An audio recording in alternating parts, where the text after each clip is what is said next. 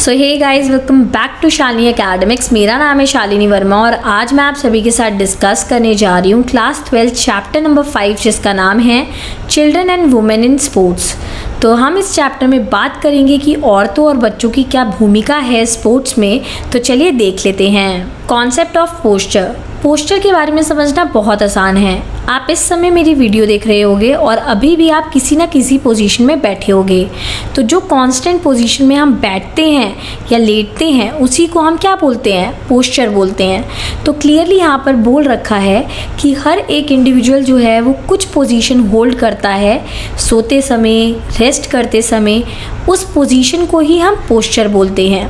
Next definition आप ये भी लिख सकते हैं, posture is the alignment of the body and position of its limb while standing, sitting, walking and lying. So posture का basically मतलब होता है कि आप बॉडी से किस तरीके की पोजीशन ले रहे हैं बैठते समय, चलते समय या लेटते समय, उसी को हम पोस्चर बोलते हैं। सो आज हम बात करेंगे deformities related to backbone spinal cord. आज हम डिफॉर्मिटीज़ के बारे में बात करने वाले हैं जो कि बैकबोन से रिलेटेड होती हैं। First one is kyphosis, second one is lordosis, third one is scoliosis. ये तीनों बहुत ज़रूरी हैं। एग्जाम में डेफिनेटली यहाँ से एक क्वेश्चन आता है तो इनको करना बहुत ज़रूरी हो जाता है। सो हम इन तीनों के बारे में इंडिविजुअली देखेंगे। तो चलिए शुरू करते हैं। First disorder is kyphosis. इसमें जो प्रॉब्लम है वो स्पाइनल कॉर्ड में होती है। जो बैकबोन से पीछे से ऊपर की तरफ का पार्ट होता है वो बाहर की तरफ ज़्यादा निकल जाता है, जिसकी वजह से बाकी फंक्शन परफॉर्म करने में भी दिक्कत हो जाती है। तो यहाँ पर क्लियरली लिखा हुआ है कि एक स्पाइनल डिसऑर्डर है। इसमें आउटवर्ड कर्व जो है वो बहुत ज़्यादा मात्रा में बाहर की तरफ आ जाता है और यहाँ पर हमें स्पाइनल कॉर्ड में प्रॉब्लम देखने को मिलती है। So it's forward rounding of back known as hunchback. तो यहाँ पर क्लियरली दे रखा है कि जो फॉरवर्ड राउंडिंग ऑफ बैक है उसको हंच बैक के नाम से भी जाना जाता है। काइफोसिस के कॉजेज देख लेते हैं। अगर आप न्यूट्रिशन ढंग से नहीं लेते हैं तो आपको प्रॉब्लम देखने को मिल जाएगी। अगर आप अपने शोल्डर्स पे ज़्यादा ही भार डालते हैं तो आपको प्रॉब्लम देखने को मिल जाएगी। नेक्स्ट, अगर आप झुक के चलते हैं या झुक के बैठते हैं तो भी आपको काइफोसिस जैसी प्रॉब्लम देखने को मिल सकती है। नेक्स्ट, मसल वीकनेस की वजह से भी काइफोसिस देखने को मिल जाता है। करेक्टिव मेजर्स ऑफ काइफोसिस, किस तरीके से हम काइफोसिस के साथ डील कर सकते हैं, क्या क्या हमें प्रोटेक्टिव मेजर्स लेने चाहिए। सबसे पहले तो आप स्लिंग की मदद से एक्सरसाइज कीजिए। इस तरीके से अगर आप इस तरीके से अपनी नेक को पीछे करेंगे और इस तरीके से स्लिंग की मदद से आगे की तरफ गर्दन को खींचेंगे तो डेफिनेटली यहाँ पर थोड़ा सा प्रभाव पड़ेगा, जिसकी वजह से ये जो चीज़ आपकी बाहर निकली हुई है ये थोड़ा सा अंदर की तरफ जाएगी। नेक्स्ट मेजर है एक्सरसाइज विद वॉल बार। तो एक तरीके की वॉल होती है जहाँ पर आपने इस तरीके से लटक जाना है और आपने अपोजिट डायरेक्शन में जो है फोर्स लगानी है ताकि ये जो चीज़ आपकी एक्स्ट्रा बाहर निकली हुई है वो थोड़ा सा अंदर की तरफ शिफ्ट हो और आपकी बॉडी दोबारा से नॉर्मल शेप में आ सके। सो धनुरासना जो है इस प्रॉब्लम से डील करने में काफ़ी मदद करता है। इस तरीके से आपने पोजीशन लेनी है और आप देख सकते हैं कि इससे पूरा प्रभाव आपकी पीठ की तरफ पड़ेगा और काफ़ी ज़्यादा आपकी जो बॉडी है वो नॉर्मलाइज होने की कोशिश करेगी। नेक्स्ट आसन इज नवासना। नवासना इस तरीके का एक आसन होता है, ये डेफिनेटली आपको करना चाहिए। इस आसन की मदद से काइफोसिस जैसी प्रॉब्लम काफ़ी जल्दी से ठीक हो जाती हैं। Next problem is lordosis. इसमें आपको लोअर बैक में प्रॉब्लम देखने को मिलेगी। जो आपका नीचे का पार्ट है वो ज़्यादा बाहर निकला हुआ होगा, जिसमें आपको बैठने में दिक्कत हो सकती है और बाकी सारे फंक्शन परफॉर्म करने में भी प्रॉब्लम हो सकती है। The bend on the lower back is push forward. तो जैसे कि मैंने आपको बताया कि जो आपका लोअर बैक है वो बाहर की तरफ निकला हुआ होगा, जिसकी वजह से आपको काफ़ी ज़्यादा दिक्कत हो सकती है। कॉजेज़ देख लेते हैं कि किस किस की वजह से ये प्रॉब्लम देखने को मिलती है। सबसे पहली चीज़ है कि अगर आपकी बैक मसल्स जो हैं वो वीक हैं तो आपको प्रॉब्लम देखने के लिए मिलेगी। अगर आप ओवर स्ट्रेचिंग कर लेते हैं या बहुत ज़्यादा फूडी हैं तो आपको ये प्रॉब्लम देखने के लिए मिल सकती है। अगर आप बहुत ज़्यादा ही खाना खाते हैं या आप ट्रैकिंग करते हैं बहुत ज़्यादा चीज़ें कंधे पे उठा के तो आपको दिक्कत देखने के लिए मिल सकती है। या फिर आपको कोई हिप डिजीज़ है, ऑलरेडी आप सफ़र कर रहे हैं तो भी आपको ये दिक्कत देखने के लिए मिल सकती है। या आप इम्प्रॉपर तरीके से खड़े होते हैं तो आपको दिक्कत देखने के लिए मिल सकती है। अगर आप एक्सरसाइज गलत तरीके से करते हैं तो भी ये प्रॉब्लम देखने के लिए मिल जाती है। सो क्या क्या मेजर्स आपको लेने हैं ताकि आप डील कर सके लॉर्डोसिस से। सबसे पहले आपने इस तरीके से सिटअप जैसी एक्सरसाइज करनी है जिससे आपका पूरा प्रेशर जो है वो हिप पे पड़े पड़ेगा। नेक्स्ट, अगर आप ये वाला आसन परफॉर्म करते हैं तो आपको काफ़ी ज़्यादा रिलीफ मिल सकता है। इस आसन का नाम याद करना बहुत ज़रूरी है बिकॉज एग्जाम में पूछा जाता है कि पश्चिमोत्तासना किस चीज़ में हमें रिकवर करने में हेल्प करता है। Next, leg raise at 90 degree. इस तरीके से आपने टांग उठानी है 90 डिग्री पे, तो इससे भी आपको काफ़ी रिलैक्सेशन फील होगा। Next, lying supine and spread. इस तरीके से अगर आप लेटते हैं और अपना जो बॉडी वेट है वो एक तरफ डालने की कोशिश करते हैं तो उससे भी काफ़ी ज़्यादा रिलीफ मिलता है। Last is scoliosis. बहुत ही ईजी है, जैसे कि आप इमेज में देख पा रहे हैं कि जो स्पाइनल कॉर्ड है वो एस शेप्ड हो जाती है वरना सी शेप्ड हो जाती है। तो इस तरीके की दिक्कत को हम स्कोलोसिस बोलते हैं। अगर ज़्यादा सर्व हो जाता है तो हमें ऑपरेशन कराना पड़ सकता है। तो चलिए देख सकते हैं कि किस तरीके से हम इनके साथ डील करेंगे। तो चलिए देख लेते हैं। Bending of waist towards one side. एक तरफ की तरफ जो है वो वेस्ट झुक जाती है। सो आपकी जो बैकबोन है वो सी शेप एक्वायर कर लेती है, अदरवाइज एस शेप एक्वायर कर लेती है, जिसकी वजह से हमारी स्पाइनल कॉर्ड में प्रॉब्लम हो जाती है। कॉजेज जो है वो हो सकता है कि वन शोल्डर पे आपने बहुत ज़्यादा स्ट्रेन डाल दी है। सेकेंड, आपका सिटिंग और स्टैंडिंग पोजिशन जो है वो ठीक नहीं है, या फिर आपको कोई बोन डिजीज़ है, या आपकी मसल्स बहुत वीक हैं, या एक्सरसाइज आप ठीक से नहीं करते हैं। तो ये सारे कारण हो सकते हैं स्कोलोसिस के। सो क्या क्या मेजर्स लेंगे आप स्कोलोसिस से डील करने के लिए? सबसे पहला एक्सरसाइज ऑन वॉल बार। आप देख सकते हैं कि किस तरीके से एक्सरसाइज कर रहे हैं ताकि अपनी बॉडी को नॉर्मलाइज कर सके। नेक्स्ट और सबसे इम्पॉर्टेंट, जिस तरफ आपकी प्रॉब्लम है आपने अदर साइड बेंड करना है ताकि जो आपकी बॉडी शेप है वो बिल्कुल नॉर्मलाइज हो सके। सो आज का टॉपिक है डिफॉर्मिटीज रिलेटेड टू लेग। आज हम डिस्कस करेंगे डिफॉर्मिटीज के बारे में, जिसमें हम पढ़ेंगे नॉक नीज, फ्लैट फुट, बो लेग्स, अराउंड शोल्डर्स। तो चलिए इन सब के बारे में एक एक करके समझ लेते हैं। सबसे पहला टॉपिक आता है नॉक नीज का। सो स्टूडेंट, इसमें जो दोनों घुटने होते हैं वो दोनों एक दूसरे के साथ जुड़े हुए होते हैं। इसमें इंसान प्रॉपर्ली भाग नहीं पाता है और ऐसे पर्सन को आर्मी और पुलिस में भी ज्वाइनिंग नहीं मिलती है। इसकी डेफिनेशन देख लेते हैं। In this deformity both the knees touch each other when a person is in standing position। तो जैसे कि आप इमेज में देख पा रहे हैं कि जो दोनों घुटने हैं वो एक दूसरे के साथ जुड़े हुए हैं। इंसान जो है वो प्रॉपर्ली खड़ा भी नहीं हो पाता है, उसको काफ़ी ज़्यादा प्रॉब्लम हो जाती है। उसी के साथ साथ पर्सन को डिफ़िकल्टी होती है चलने में, भागने में। इवन उन्हें आर्म्ड फोर्सेस में और पुलिस में भी ज्वाइन करने को नहीं दिया जाता है। Causes of knock knee: vitamin D, calcium और फॉस्फोरस की कमी की वजह से आपको नॉक नी की दिक्कत देखने को मिल सकती है। वहीं पे अगर एक इंसान ओबेसिटी का शिकार हो चुका है, बहुत ज़्यादा ही खाना खाता है, उसका वेट ओवरलोड हो रहा है, तो उसको प्रॉब्लम देखने के लिए मिल सकती है। फ्लैट फुट: ओल्ड डिजीज़ेस, पुरानी कोई बीमारी है जिसकी वजह से ये वाली बीमारी डेवलप हो चुकी है, या वो इंसान कुछ ज़्यादा ही वेट उठाता है जिसकी वजह से उसके जो घुटने हैं वो आपस में एक दूसरे के साथ टकरा रहे हैं अंदर की तरफ। तो ये सारे कारण हो सकते हैं नॉक नी के। सो यहाँ पर मेजर्स बता रखे हैं नॉक नी से प्रिवेंट करने के लिए। तो सबसे इम्पॉर्टेंट है आप हॉर्स राइडिंग करें। जब आप हॉर्स पे बैठेंगे तो आपकी जो दोनों लेग हैं वो काफ़ी ज़्यादा खुल जाएंगी और जो घुटने एक दूसरे के साथ जुड़े हुए थे उनमें काफ़ी स्पेस जाएगा। तो it is a very good exercise. Next is आप मसाज करें अपनी लेग की ऑयल लगा के, और जो आपकी नीज है उनको बाहर की तरफ पुश करें, थोड़ा सा प्रेशर बनाएं कि वो बाहर की तरफ मूव करें। इस तरीके से आपने मसाज करनी है काफ़ी टाइटली। उसी के साथ साथ आप ये आसन्स परफॉर्म कर सकते हैं, पद्मासना एंड गोमुखासना। इनके बारे में ज़रूर पढ़ लीजिएगा बिकॉज यहाँ से MCQ के क्वेश्चंस बनते हैं कि पद्मासना एंड गोमुखासना किसके लिए बेटर है, हम कौन सी डिजीज़ को इससे क्योर कर सकते हैं। तो इनके बारे में जानना बहुत ज़रूरी हो जाता है। Next, flat foot. Flat foot को हम फॉलन आर्क के नाम से भी जानते हैं। इसमें जो इंसान का पैर है वो बिल्कुल फ्लैट हो जाता है और इंसान के पैर के बीच में नीचे बिल्कुल भी गैप नहीं होगा, जैसे कि आप इमेज में देख पा रहे हैं। इसको आप टेस्ट भी कर सकते हैं कि आपको फ्लैट फुट का इशू है या नहीं है।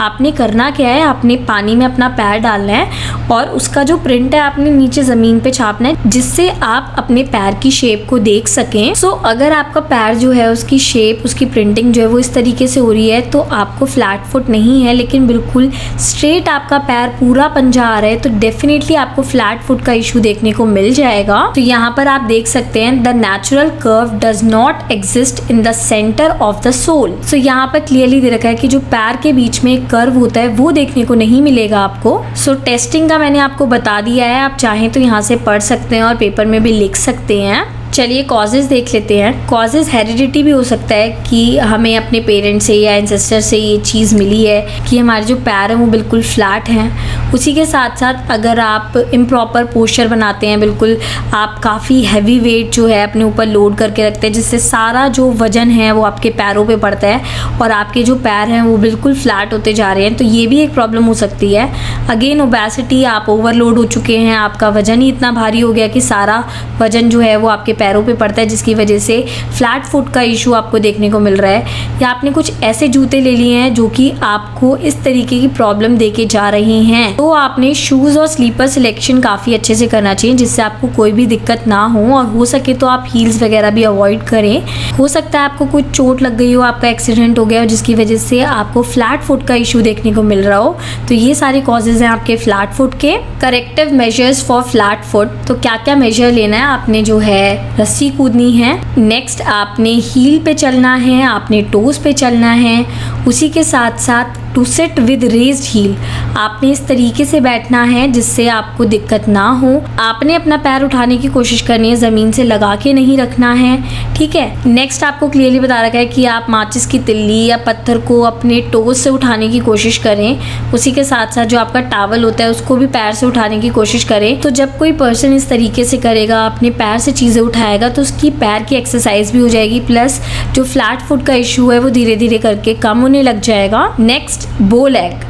बो लेग जो है वो नॉक नी का बिल्कुल उल्टा ही होता है। जैसे नॉक नी में दोनों घुटने जो हैं वो पास में आ रहे थे, बो लेग में दोनों घुटने एक दूसरे से दूर जा रहे होते हैं, उनके बीच में गैप आ जाता है। तो क्लियरली दे रखा है the distance between the knees is greater than that of a normal person. Knees के बीच में जो डिस्टेंस है वो नॉर्मल पर्सन से काफ़ी ज़्यादा हो जाता है। जो लेग है वो आउटसाइड कर्व कर जाती है और ये बिल्कुल अपोजिट होता है नॉक नीज के। चलिए कॉजेज देख लेते हैं। ये कैल्शियम और फॉस्फोरस की कमी की वजह से हो सकता है। ओबेसिटी एक कारण है। Making the child walk in infancy, अगर आप अर्ली एज में ही बच्चे को चलाने की कोशिश करेंगे तो दिक्कत हो सकती है। बच्चे को अप्रोप्रिएट एज में ही चलाने की कोशिश करें।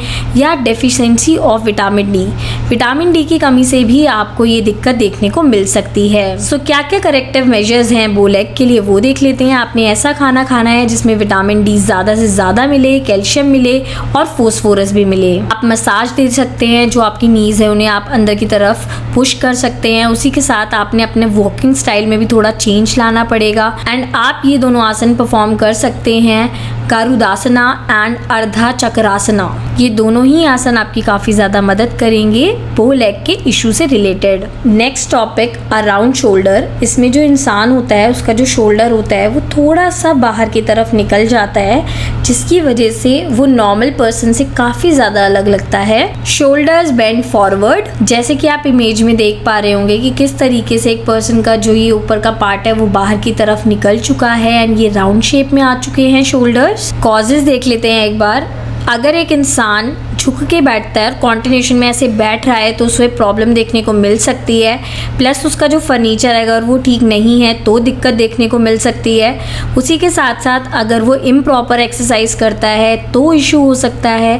कपड़े सही से ना पहनने की वजह से, ज़्यादा टाइट कपड़े पहनने की वजह से भी दिक्कत देखने को मिल सकती है।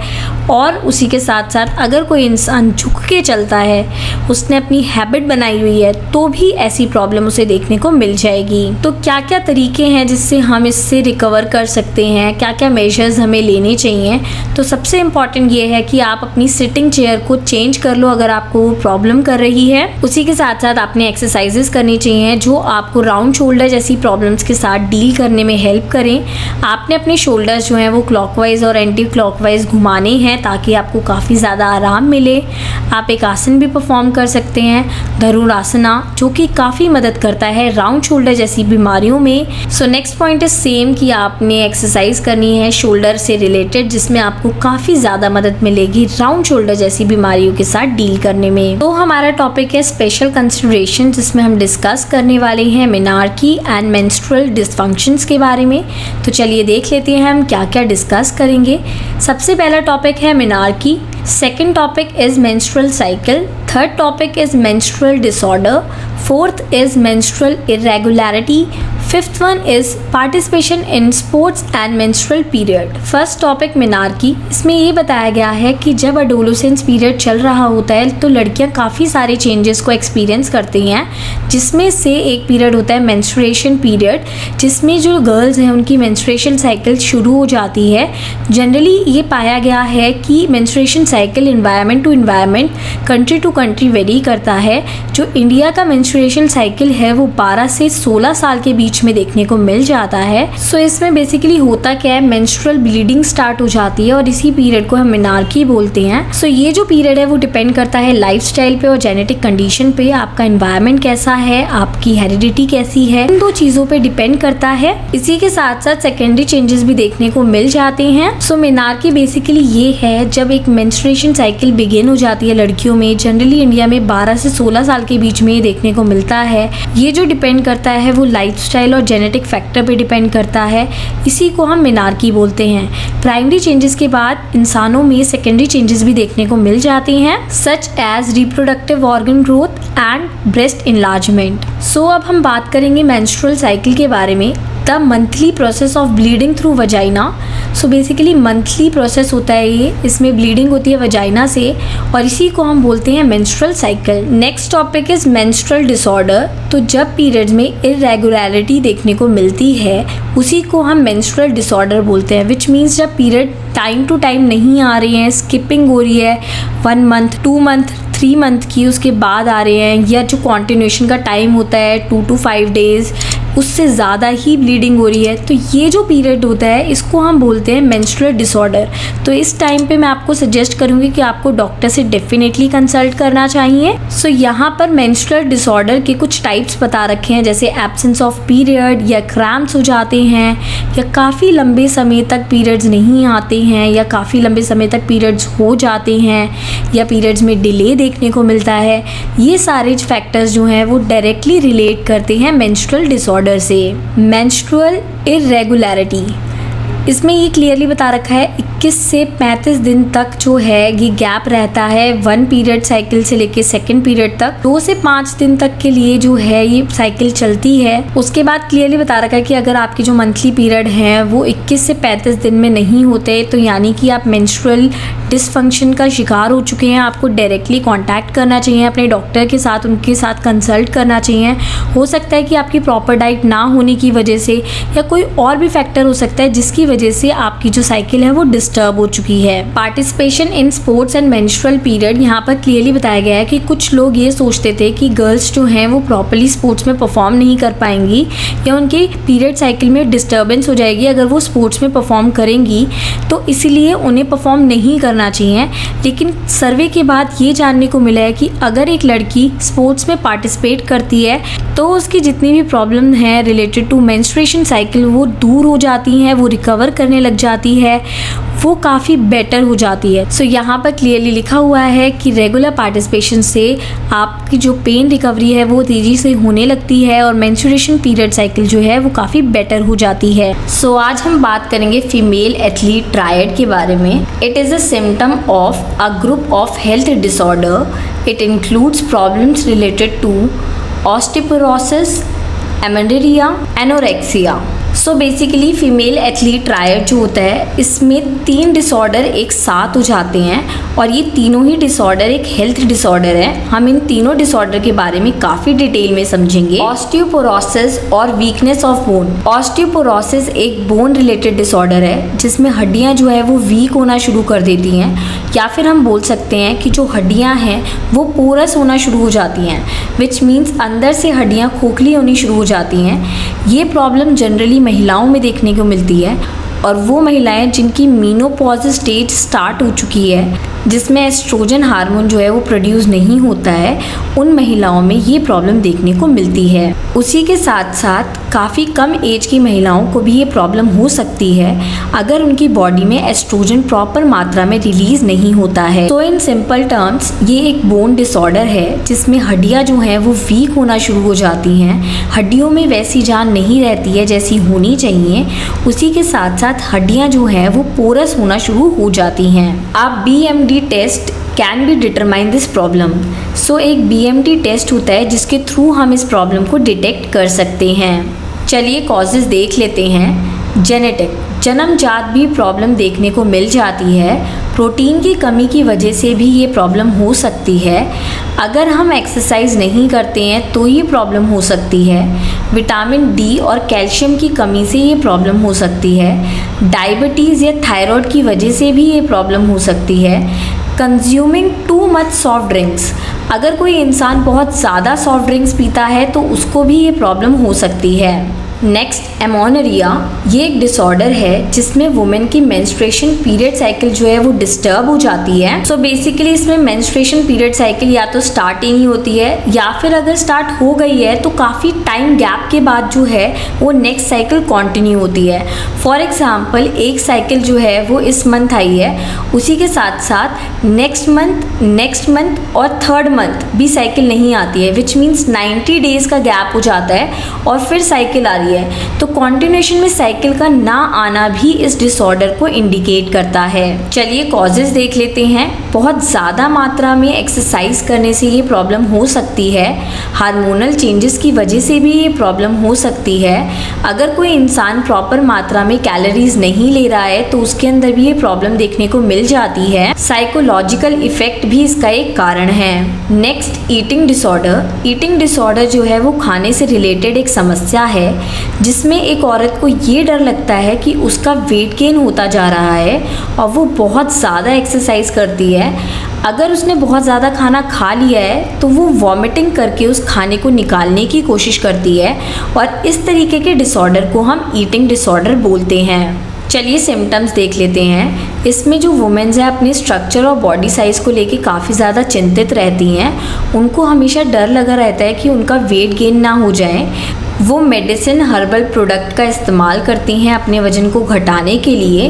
वो बहुत ज़्यादा मात्रा में एक्सरसाइज करती हैं।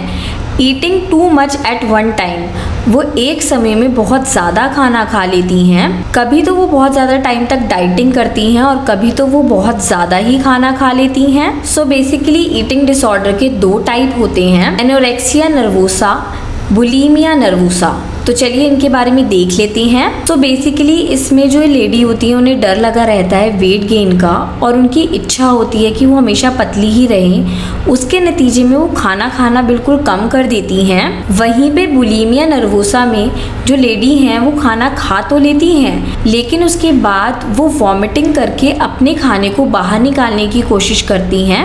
चलिए कॉजेज देख लेते हैं। ये जो डिसऑर्डर है वो जेनेटिक भी हो सकता है या किसी मेंटल स्ट्रेस की वजह से हो सकता है या डाइटिंग करने की वजह से हो सकता है। चलिए प्रिकॉशन देख लेते हैं। आपने हाइट और वेट की रेशियो बिल्कुल प्रॉपर रखनी है। आपने फिक्स टाइम पे खाना है। आपने अपनी प्रॉब्लम को आइडेंटिफाई करना है और लोगों से बात करनी है और उसका सॉल्यूशन ढूंढने की कोशिश करनी है। आपने अपने मेंटल स्ट्रेस को अपने कंट्रोल में रखना है। आपका पॉजिटिव एटीट्यूड होना चाहिए। उसी के साथ साथ आपने ओवर ईटिंग नहीं करनी है।